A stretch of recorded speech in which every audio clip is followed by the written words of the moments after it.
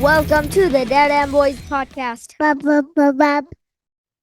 Welcome, everybody, to the Dada and Boys podcast. Joining me today, not only a father, not only a husband, a professional wrestler, Mr. Donovan Dijak. How you doing today, sir? Good, dude. How are you? I'm doing well. Awesome. So you've been away from the WWE for a little over a month now, correct? Yeah. I mean, the letter that I put out was a little over a month ago, but there was like a 2-week window before that where I wasn't really with them either. The last time I was there was when we taped that last episode of WWE Speed. I don't remember exactly where I was, but I think it was about 10 or 11 days before I released it on the 27th. So maybe like the 15th or something like that was probably the last time I was with WWE. Physically, anyway.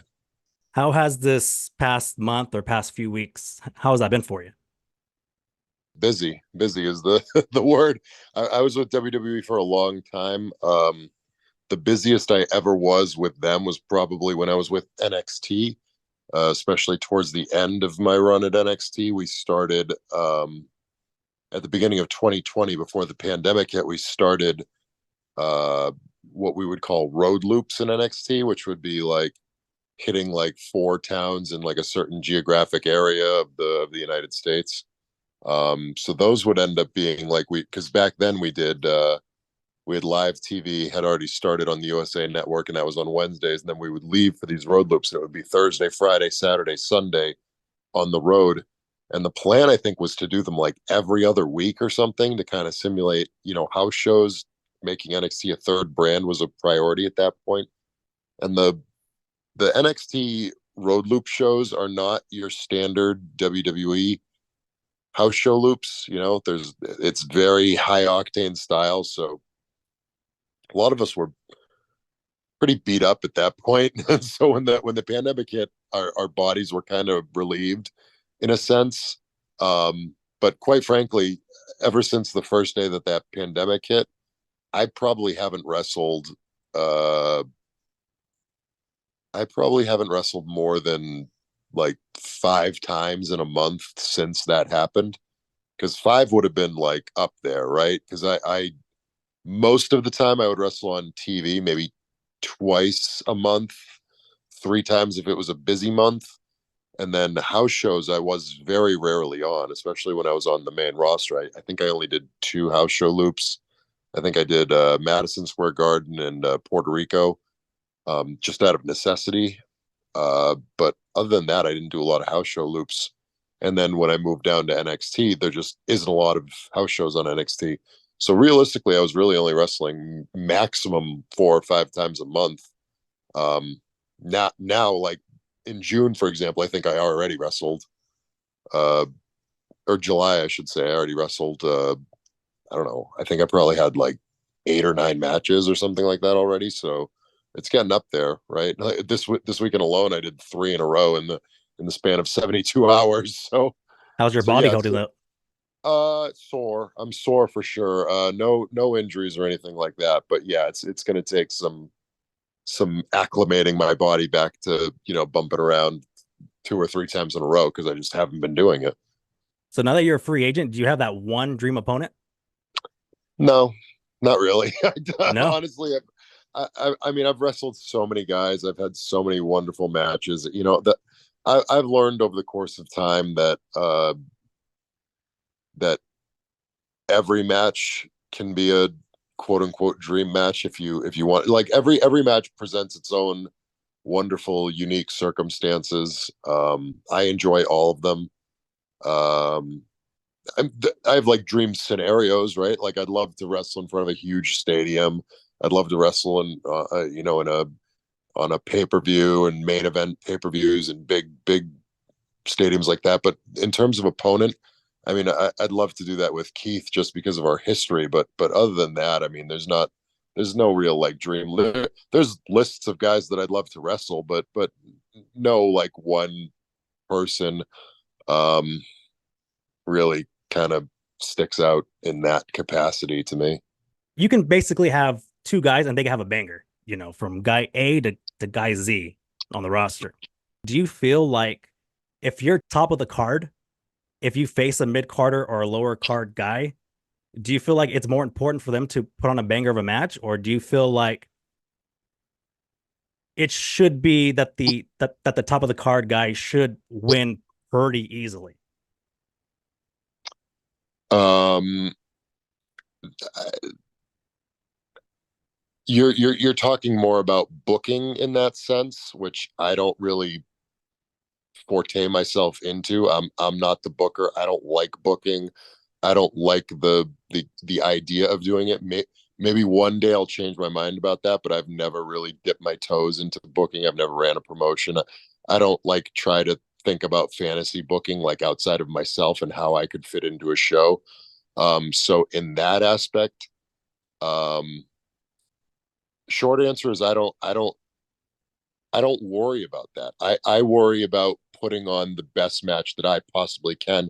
And I, quite frankly, I view it as a challenge. If somebody puts me as the opener, I would never say to myself, okay, they're making me the opener because they want me to take it easy to set up the rest of their show.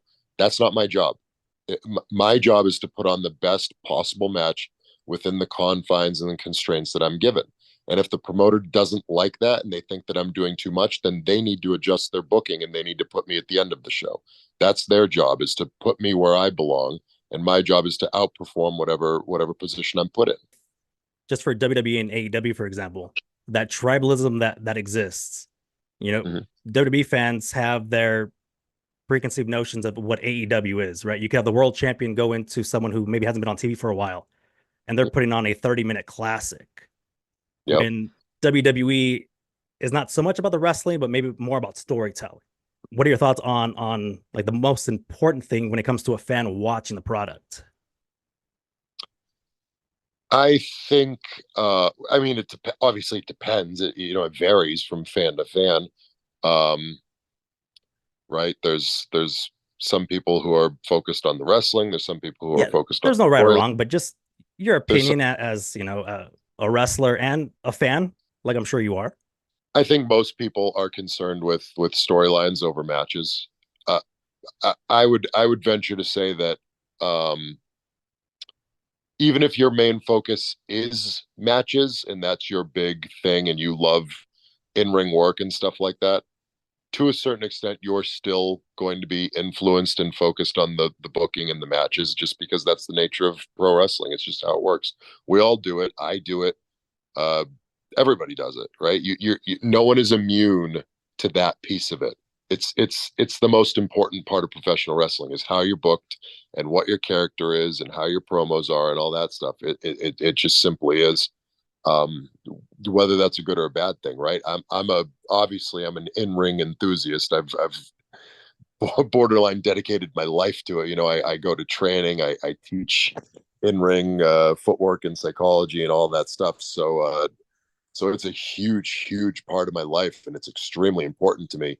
But the reality is that the booking and the storylines and those things are going to influence the product much heavier than the in-ring ever will. And frankly, it doesn't really matter which company. I think multiple companies have multiple different approaches as to which direction they lean into. But at the end of the day, the storylines and the booking are going to impact the audience more than anything else. So typically when it comes to WWE, they're a little more slow. AEW is a little more fast-paced. As a performer, what dictates the style and the pace that you perform at? It's the audience. And as a performer, you need to figure out what your audience is and why, right? A lot of the time, I've wrestled for Vince McMahon before. For a long time, I wrestled for Vince McMahon. And when I was wrestling for Vince McMahon, he was my audience. That was it. That was the end of the story. I needed to impress it. I mean, quite frankly, a lot of that time I didn't have an audience, like a crowd. There was no crowd there, so I didn't have a choice, right? I can't wrestle for video screens. I'm going to be wrestling for Vince, and that's it. Once the crowds came back, that didn't change much. It's still trying to impress Vince. It's still, because you could get a huge reaction from the crowd and come to the back and he'd be disappointed with it, and then you'd be off TV for 2 months. So what does that accomplish? It doesn't accomplish anything. So he became my audience. To a certain extent, the booker is always your audience. You need to figure out what their audience is. Are they booking for themselves? Are they booking for pops from the crowd? Are they booking because they're trying to see how you influence, how you respond, what so in that aspect, you're always kind of leaning in that direction. But a lot of time, you can gauge from these bookers and these promoters, what they're looking for, what their expectation is, right? Like, since I've been on the indie, quite frankly, under Sean as well, they're just looking for the audience to have the biggest reactions possible and be happy, right? That's indicative of a good match, because that's the live crowd, that's the ultimate feedback that you're getting. There's certain circumstances where it's like, okay, let's work a little bit more towards the TV audience, because instead of getting live crowd pops and reactions, you want to draw in the television viewer through the cameras and stuff like that.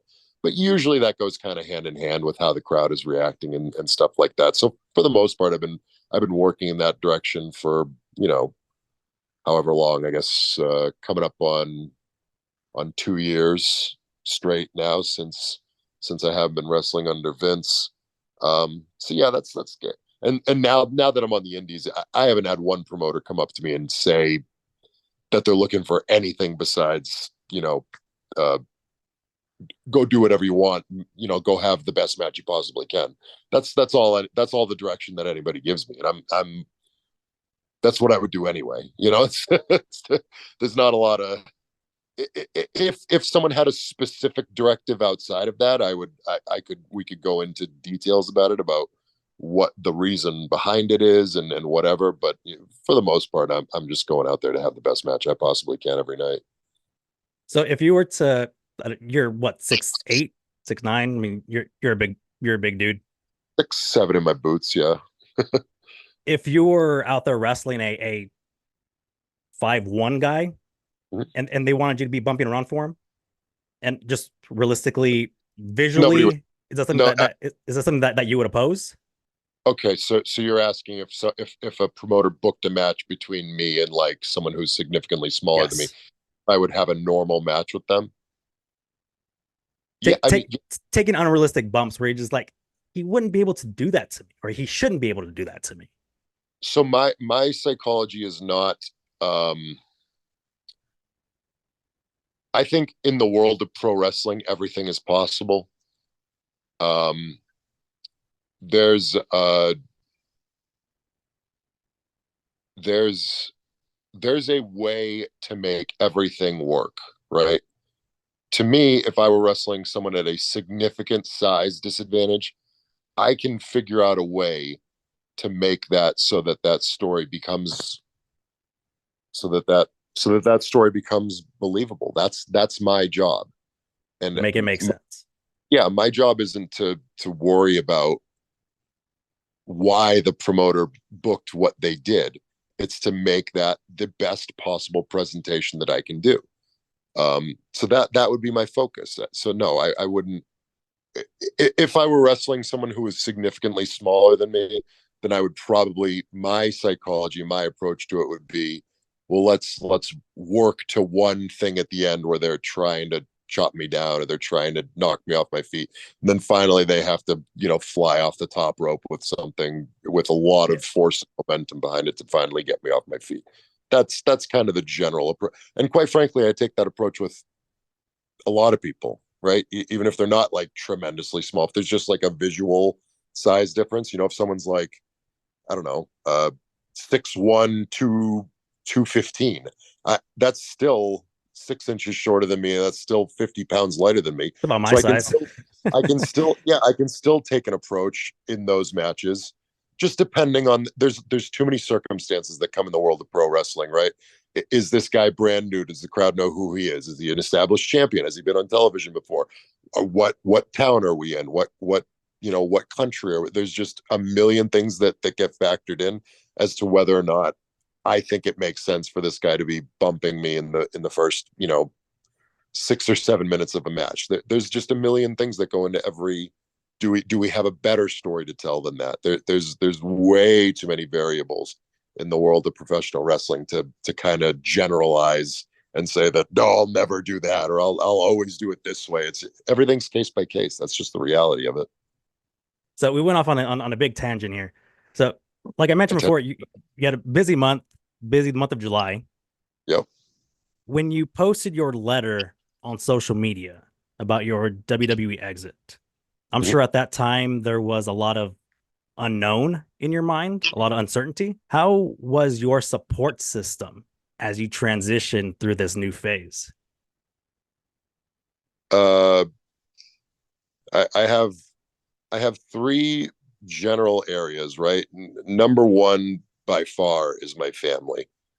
Between my wife and my children, they're just always there for me at all times. They support me in everything I do, no matter what. To them, I'm always going to be dad and husband. That's that's it. They don't, and then they rely on me to support them and to be there for them and to provide for them. So that's our relationship, and that's always going to be our relationship no matter what. And we all trust each other to fulfill those parts of our relationship. Secondary to that is my close friends who I constantly communicate with. We bounce ideas off of each other constantly. We vent to each other constantly. It's just an incredible support system where I know that I can constantly go to these 5 or 6 individuals and say, like, hey, here's what's happening to me here. Hey, what do I do? What would you guys do? How do you feel about this? And it's just it's constantly there. It's always there. And I feel like that is tremendous for me, especially in today's day and age where we can have stuff like that, whereas 20 years ago that wasn't a possibility. So that I feel very lucky in that sense. And then thirdly, from a business aspect, is my talent agency, the Paragon Talent Group, which is Steve K and Mojo Raleigh, who've been helping me tremendously through this process, whether it's dealing with WWE and attempting to negotiate with them, and then moving on to filling up my bookings, and then working on brand deals and working on sponsorships and things like that. The communication with them, I think I've probably spoken to them every single day since since since well, I've been with them for about 6 or 8 months, maybe a little longer, but it started to really pick up around that, when there was 3 weeks left, 2 weeks left, 1 week left until my deal was up. And then since that day, where they were the bearer of bad news, right? The Mojo had to call me and tell me that WWE was not going to be renewing my contract, and it was like, that's a terrible spot for him to be in. I obviously didn't want to hear that, but they've been working tirelessly on my behalf, and we've been talking pretty much every single day since then. And they've been going out of their way to work with me and help me. And quite frankly, they've probably not been making much money off of it, but it's just been helping me tremendously, because they're my friends, and we look out for each other, and it's going to start to pay dividends both ways, and it'll become much more of a business relationship as we continue to progress throughout this field. So I'm very lucky and happy on all of those fronts. You have 2 kids? I have 2 kids. Yeah. My son Connor is 6, and my daughter Amelia just turned 4. How do you manage your dad life with the career that you have? The constant traveling, always being on the road. Yeah, frankly, and this will come as a surprise to a lot of people, but frankly, it was a lot easier when I was in WWE, just because the schedule was fairly consistent, with some exceptions, right? When I started with NXT, for the first 80% of that tenure, the second time, right? This is the 2022 to a couple months ago run. About 80 to 90% of that tenure, the expectation was that I would spend a week at the Performance Center every month. So that was difficult, right? Those long weeks were extremely difficult, being away from my family. But outside of those, for the most part, it was just fly out on Sunday and fly out on Monday, it would have been for NXT, and then fly back on Wednesday. So it's leave some time during the day one day and then come back pretty early in the morning on 2 days later. And then for the most part, the rest of that week I just have with my kids and have with my wife. So it's, more or less about 5 days straight with my family with no real obligations for work. So that schedule was actually pretty good. And that's very similar to what I was doing when I was full time on Monday Night Raw, including the whole pandemic. It was just fly down one day and then come back 2 days later. And that's what I did for a very long time. And you sprinkle in a house show here or there, or an appearance here or there. Sometimes they need you at WrestleMania or SummerSlam or some of the bigger pay-per-views. But for the most part, I wasn't on a lot of those shows, and I wasn't on a lot of house shows or anything like that. So double-edged sword, right? I wanted to be the top guy and I wanted to be on all that stuff just so I could continue to progress my career and be able to provide for my family and things like that.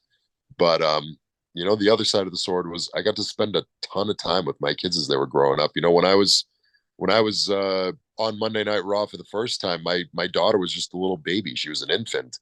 So I got to be around her, 90% of her infancy.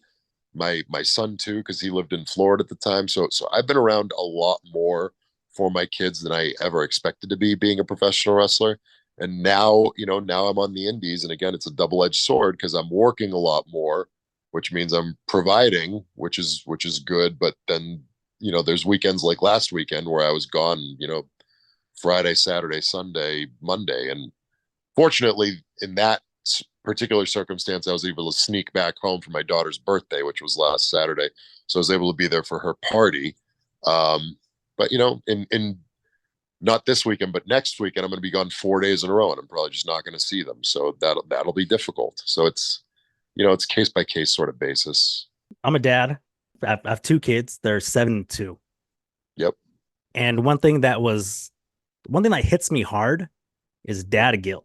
So when you were gone for, a week straight, or when you're gone for 3 days, or when you're going to be gone for 4 days, but when you're in that hotel room, maybe on day 1, day 2, day 3, maybe when you've had to miss events, birthday parties or holidays, how do you manage your mind and your mental health when you're just really, really missing your kids? Yeah, there's certainly times where it sucks.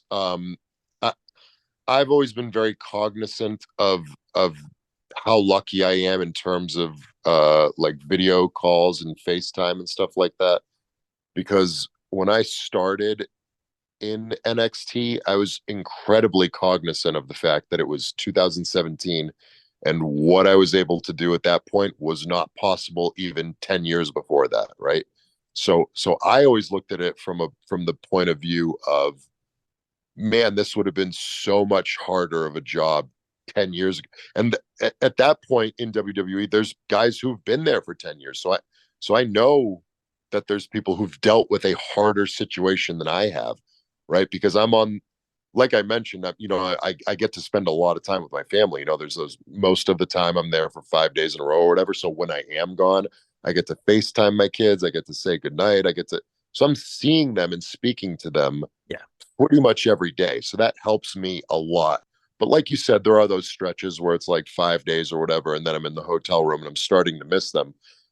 Honestly, my guilt more often than not would be for my wife as opposed to my children, because my kids see me so much, right? They really see me more than like most fathers with a 9-to-5 job. So I'm cognizant of that I don't I don't I don't beat around the bush, right? If I have a free second to spare, I'm spending it with my children. So I don't go out to other things. I don't go out to social functions. I don't go. If I have free time, I'm spending it with my children. End of story. That's just how I am.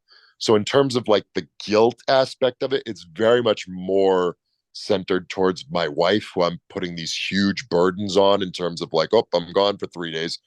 You're in charge, it's all on you, and she doesn't get the break when I come home, because then it's just, now we're splitting everything 50-50. So she's either doing 50% or 100%. So so for me, the guilt goes a lot more in that direction rather than the children, who I spend a ton of time with and I get to talk to them and speak to them every day.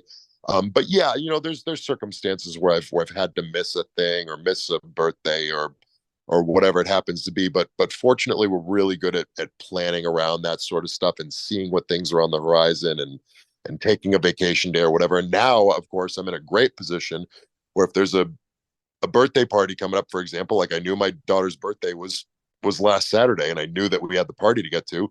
So I said, I'm going to be available for it no matter what. No one can tell me otherwise, right? You can't just force me to take a booking on Saturday. Fortunately for me, something popped up where I could go to the birthday party and then once it was done, leave and drive to a booking because it was local. But the reality is when something pops up, I can just say, well, I'm my own boss, so I can take my day off now. That could change in the future. We'll see. But right now I feel like I'm in a good position, and my mindset is just being there as much as possible. And then we just work together as a co-functioning unit. How do you get your kids to understand what dad's job is? You may see They dad don't. on TV pummeling some guy's face in, but hey, there's a difference Yeah. between the wrestler Dijak and Daddy Dijak. They don't really care. They understand, because I just say I'm going to work, right? For me, it's just work. Daddy's going to work. They're like, oh, what are you doing? And I try to explain it to them. I'm going to be wrestling in the arena or whatever. And they're like, oh, you on TV? I'm like, yeah, I'm on TV. And they're like, oh, are you winning? And I'm like, no, I'm not. I'm not. I didn't win. They're like, why don't you win? And so it's not super processing there, and they're not really wrestling fans, so they don't really care. I'm like, do you want to watch my show, my match? And they're like, no, not really. And I'm like, oh, No, okay, you already that's told fine. you're not winning. So. Yeah, right. So they don't care too much. My son for sure wants to go and see it live in person. It just doesn't really work out too well for that because he's usually asleep by the time that most shows start. So he doesn't get to see a lot of live wrestling, but I think he enjoys it a lot more live than he does watching it on a screen. So maybe as he continues to get a little older, I'll start, bringing him to more shows in person. But yeah, as of right now, they don't fully grasp what I do, other than I consistently tell them that it's just a show, and it's I don't know the exact terminology that I use with them. I just describe it as like a performance, like I'm going to act, I'm going to put on a show. Because I don't want them having the impression in their head that I'm fighting people, or that people are fighting me, or we're beating the Kicking this heck out of guy's each other. ass today. That's Right, my job. exactly. Because a lot of these guys are my friends, right? Like I'll give you an example. I brought my kids to Battleground. I don't know if you saw Battleground, but I did my entrance and my family was all right there, and I included them in the storyline just because I thought it would be a fun thing. But in the back, I introduced them to Ilya Dragunov, and I'm like, this is Daddy's friend, and it's like, hello, and he was super nice. It was nice to have them all meet each other and stuff. But I don't want my kids to look at him and be like, oh, they're actually beating each other up. Daddy fights his friends and punches his friends in the face, and they're trying to hurt each other. I need them to understand that that's, not the way that I'm trying to raise them. I want them to, be well-adjusted human beings. And I want them to understand that I am too. And this is just a performance. So as we close here, when it's all said and done, what do you want your legacy to be? Like, as a pro wrestler and just as a family man, how do you want us fans to look back on your career? And then as a father, how do you want your kids to look at you? As a family man, first and foremost, I want my kids to know that I was always there for them. I mean, that's number one in my goals 100% of the time. I need to be there for them at all points. So wherever my career takes me and whatever things I end up doing, that will always be first and foremost on my list.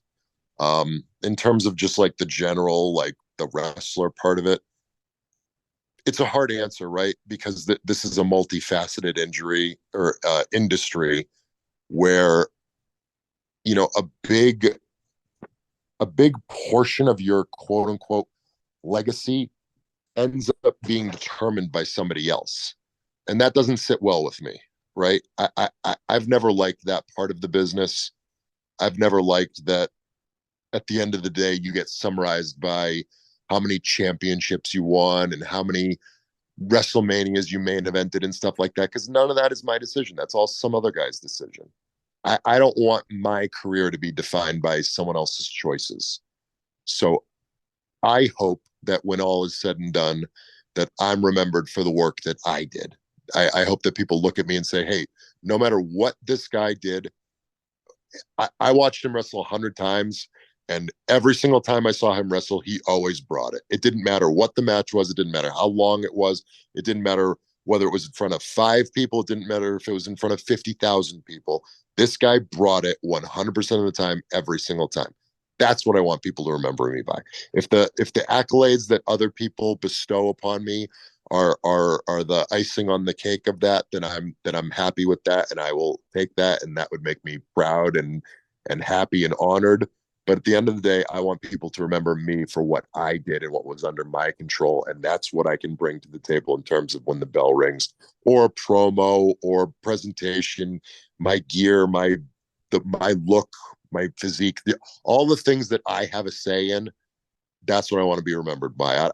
I don't want my legacy to be dictated by how somebody booked me or what championship was given to me or anything like that. So that's how I look at it. Any thoughts real quick on Shane McMahon and TK's meeting? Since that was taking up Twitter yesterday. I saw the picture. I thought it was crazy. Yeah, Shane, I wouldn't say that I'm friends with Shane, but I found myself at a bar one time with Shane McMahon and my buddy Shane Haste. So yeah, we've had drinks. He was lovely to hang out with for a night. I've never had that opportunity with TK, but maybe in the future. You know, who knows? I have no idea what that meeting was about. That could have been a business meeting. That could have been a talent meeting. I have no idea. But it's cool. Two cool guys. So I hope they had something cool to talk about. I don't know what it was. Well, sir, I appreciate you coming on. That time went by pretty fast. So hopefully it wasn't too. I had like 40 questions that I didn't even get to ask. Yeah, sorry. But I appreciate you, sir. If you want to say hello to my 7-year-old son as T-Bar, you would really appreciate that. I don't have the mask anymore. I have the slapjack mask. I don't have the T-Bar mask. We actually set that on fire for an NXT vignette. No, the real one, huh? Yeah. I mean, there's a ton of them. The guy Jason Baker who makes the mask. So I see that you have the Fiend belt in the back there. So the creator of the Fiend mask, the creator of that mask right there, his name is Jason Baker. He's an unbelievably talented artist, and he had the unfortunate task at one point in his career of creating the Retribution masks. He did not get any say in the design, so he had to just kind of make what was given to him. But he's a wonderful human being and a great friend, and I think he has like a bunch of them like sitting in a box at his house or something. So and he asked me if I wanted them, and I was like, absolutely not. I want nothing to do with those. You can keep them for your own collection. Well, you had one 7-year-old fan, so yeah, well, one more than you thought, I guess. Yeah, more than I thought. All right, sir, I appreciate you. Yes, thank you very much. Go and follow me on all socials, the Dada and Boys podcasts. I'll see y'all next week.